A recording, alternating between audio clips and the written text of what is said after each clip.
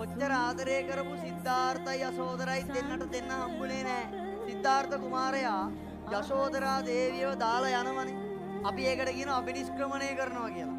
අපේ බෞද්ධ දර්ශනයේ උගන්වලා තියෙනවා සිදුහත් කුමාරයා යශෝදරා දේවියව රාහුල කුමාරයාවේ දාලා යන්නේ ලෝකයා සත්‍යය කෙරෙහි තියෙන මහා කරුණාව හින්දා කියලානේ.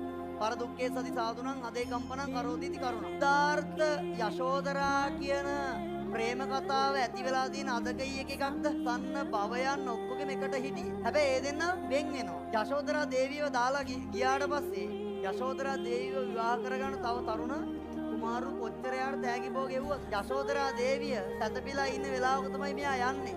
ඒකනේ අර සින්දුවේ ලියන්නේ නින්දේය එදා හිමි ඔබ යන විටමා වුන්නේ.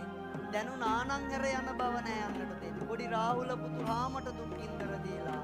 ගිය ඇයිද තපස් රැකුමට සිතුවත් මුලින් කාජා කියලා සින්දුවක්. හැබැයි යශෝදරා දේවිය සිද්ධාර්ථ කුමාරයා තමන්ව දාලා ගියාට පස්සේ කුමාරයෙක් විවාහ කරගන්නෙත් නැතුව සුඛ විහරණ සහිත ජීවිතය අතෑරලා එයා සාමාන්‍ය ජීවිතයක් ගෙවන්න පටන් ගන්නවා. ඕක හරි සුන්දර විදිහට යශෝදරාවතේ කියලා තියෙනවා. යශෝදරාවතේ තියෙන මෙන්න මෙහෙම කවි ටිකක්. කැලේ තියෙන කොයි දේවත් රස වේවා. මලේ බඹරු මෙන් පිරිවර සෑදේවා. අව්වේ තියෙන රැස් මාලා අඩු වේවා. ගව්වෙන් ගව්ව දිව මාලිග සෑදේවා. දැන් සිද්ධාර්ථ කුමාරයා යශෝදරා දේවියවත් දාලා රාහුල කුමාරයාවත් දාලා උරුමෙන් තිබ්බ සක්විති රජකමත් දාලා රම්මේ සුරම්මේ සුබ කියලා මාලිගා තුනක් තිබ්බා. හැබැයි මෙයා වනගත වෙන්න ගියාට පස්සේ මෙයාට ඒ සැප ජීවිතේ හම්බෙනවද? නෑ. යශෝදරා ප්‍රාර්ථනා කරනවා කැලේ තියෙන කොයි දේවත් රස වේවා. පුතා කැලේ තියෙන දේවල් රහයිද? කැලෑකොළ රහයිද? අදින් පස්සේ රහ කෑමක් හම්බෙන්නේ නෑ. යශෝදරා දේවිය ප්‍රාර්ථනා කරනවා කැලේ තියෙන කොයි දේවත් රස වේවා. මලේ බඹරු මෙන් පිරිවර සෑදේවා. දැන් මෙයා සිද්ධාර්ථ කුමාරයා වෙලා ඉද්දි එයාට ලොකු පිරිවරක් හිටියේ නැද්ද? හිටියා. මලට බඹරු වෙන්නේ අවශ්‍යතාවයක් ඉන්න. හැබැයි මෙයා වනගත වුණාට පස්සේ ඒකේ පිරිවරක් ඉන්නවද? නෑ. ඒ නිසා ප්‍රාර්ථනාවක් කරා. කැලේට ගියාට පස්සේ